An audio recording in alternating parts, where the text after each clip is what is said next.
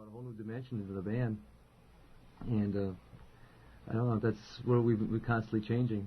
I don't know if the put-down is as consciously made in 1981 as it was 10, 15, or 20 years ago, but people used to suggest that the jazz player, or for that matter, the rock player, simply was not the artistic equivalent of the symphonic player.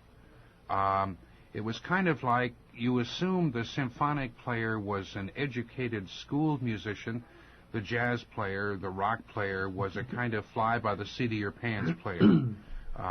And it was always my belief, and I think it's a non-contradictable belief, that the jazz player, in fact, has to be more schooled and more educated. And just for the benefit of the audience, because I know most of the answers, I wonder if you guys would run down a little bit of your musical education history and let the people know where your roots are. Okay. Jim Sodke? Okay, I spent 5.5 years in college studying classical music. Didn't study any jazz at all, and other than playing in the jazz groups in the university. And of course, I ran through all that same criticism that you just said. And I found that getting out of school and learning to play what I'm playing now has probably been more of an education than I ever got in 5 years of college. Randy? Basically, most of my schooling in that came from clinics. I spent a lot of time studying with like Joe Morello, Bobby Christensen, Louis Belson, and that. So anybody that I could get a hold of, or any clinic that I could go to, was where I received most of my education. And then that and listening to a lot of different things, studied some arranging and things like that, which I'd like to get into a little bit more, but basically it was through clinics. Larry? And I went 6 years of college and got a degree in music education and studied classically all through, not have any jazz at all. And I just picked up jazz on the side by myself through listening and the jazz ensembles, and still studying classical upright, and I will all my life, and because they go hand in hand. You just the idiom that you're in. If I'm in the classic idiom, I'm going to play it that style. If I'm in the jazz idiom, I'm going to play it that style. But all my favorite players that I listen to or that I know of are all classically trained. Are they? All of them. Okay. I can remember reading once in a liner note that somebody said Wes Montgomery got his musical education behind the bar at Joe's Tavern in Indianapolis, and in a way it was a compliment, and in a way it wasn't a compliment. In a sense, the liner note writer was putting down the education process by saying, hey man, you really don't need to study under Richard Davis in Madison. You can just, go out, hang out, and you can learn your stuff by hanging out at the Brothers Lounge or the Jazz Oasis or wherever the case. I've always thought that one of the distinct advantages of Larry Tresp, for instance, having a formal musical education, is when it comes time to marketing your music or to marketing your musicianship, at least maybe then you'll have a little education to back you up. I never thought it was going to be that important, but I see the importance now. You don't. It's funny. You don't see it while you're doing it, but later on it's evolving. I'm really happy I went through that route. We should get down to a little business here and tell the people where First Light is available. That's the new EP as opposed to LP. Now, LP means long playing. EP means extended play. Right. Which really means that it's the size of a 45, but in fact recorded at 33 1/3, and there's a little bit more music on the EP than you would find on a 45. That's correct. Yeah. And where is it available in town for those Opus fans? Radio Doctor is in mainstream. Jack's Record Rack. On Broadway Plays. In Cudahy at Breakwater Records. Soon to be at Musicland. Various others like. It's hard when you have to think of this on the spot here. Yeah. Can you conceive of yourselves 10 or 12 years from now doing Slim Whitman style commercials on television? Which one of you yodels? Randy did Randy real did. well. I do a little singing, not that much. All right. Okay. Now, for those people who are thinking to themselves, "Gee, we heard those two tracks, Song for Joyce and Dancing Fantasy, but after all, those were done in a studio, and these guys can't possibly duplicate that sound in person." For those doubting Thomases, where can they hear Opus in February? Where can they hear Opus in March? Okay, Joel. This Take weekend February. we'll be in Kenosha at Sneaky Pete's. Okay. The following weekend in Racine, Georgia's. And The following week, Saturday and Sunday Okay. at Sardino's Bullring. right. Then back to Kenosha, back to Racine. Then March we'll be at John Hawk's Pub on Sunday nights. Very nice. So I think it's 5 Sunday nights in the 5 month Sundays, of March. That's right. And Opus will be making music at John Hawk's Pub.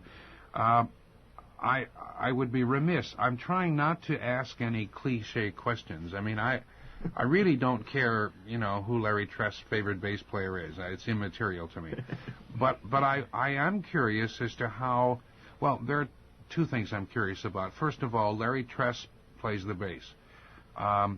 The bass always was, and I think still is, a background instrument. Usually the bass player stands in the back where the spotlight just stops. And I've always been curious as to why someone would decide to study an instrument that almost by design is excluded from the spotlight in a band. I mean, it's, well, my assumption being, of course, that you decide to play the trumpet not only because you love to play it, but because it may do your ego some good. I mean, you're going to stand out in front of people and they're going to applaud you, et cetera, et cetera.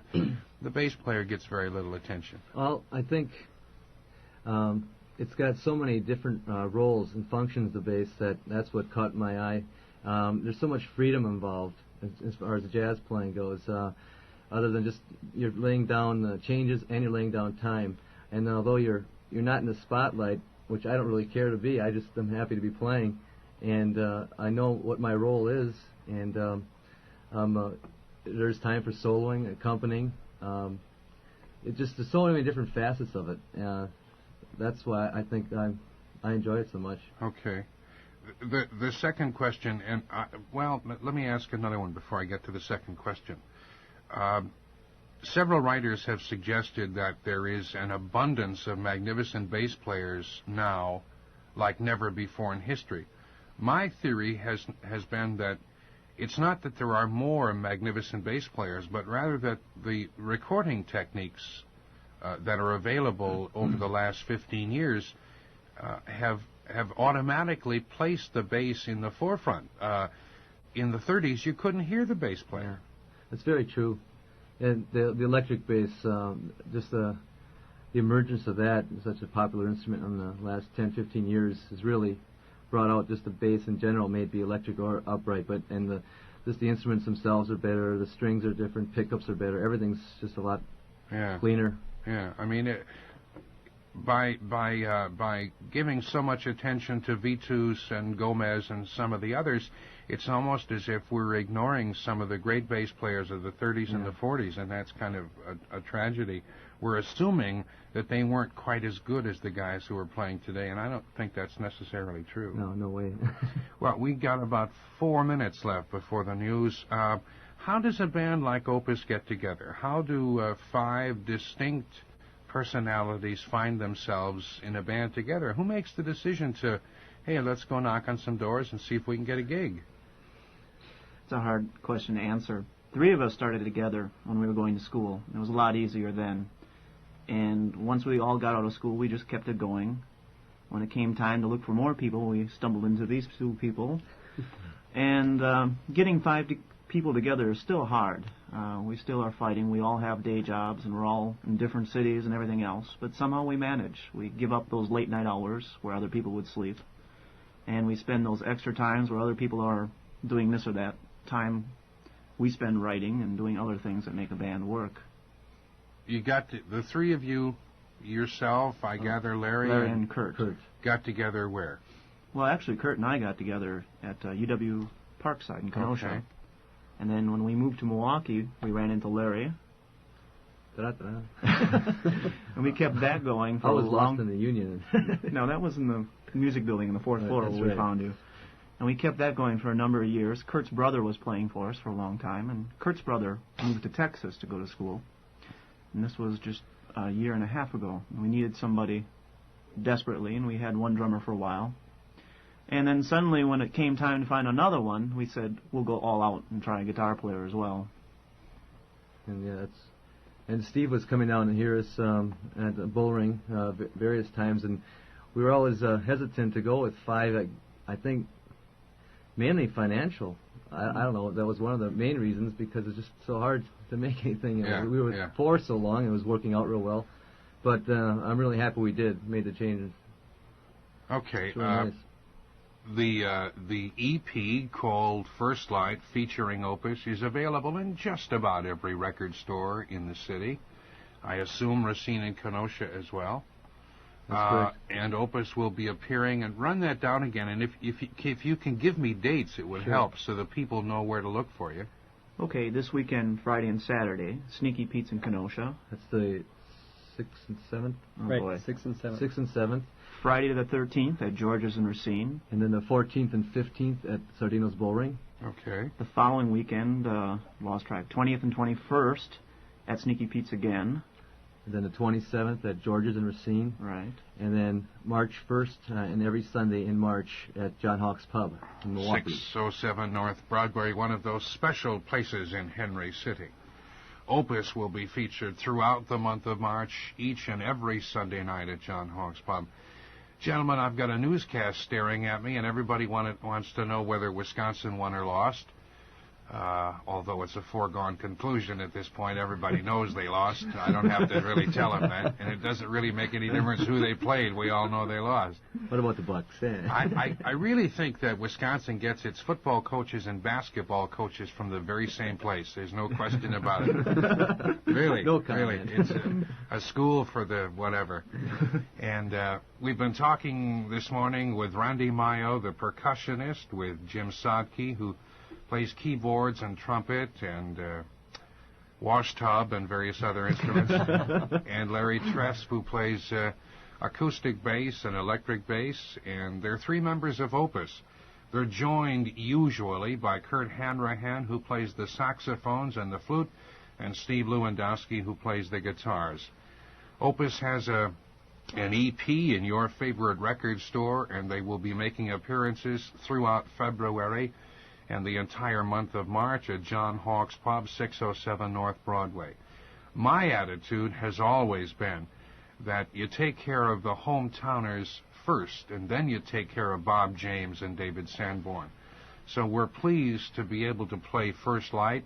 We're pleased to be able to play Michael Drake's EP. We were pleased to play Sweet Bottom's album and the Matrix albums, and the hometowners come first on WFMR. It's my pleasure to have had you here, gentlemen. Thank you, Ron. It's been our pleasure. I don't know if I'm going to make Sneaky Pete's or George's, but I'm sure that I'll catch you down at John Hawk's Pub in the month of March. Great. Hope to see you there. It's been my pleasure. Thank you. Thank you, gentlemen. Thank you. This is the dark side of Friday, the 6th of February, 1981.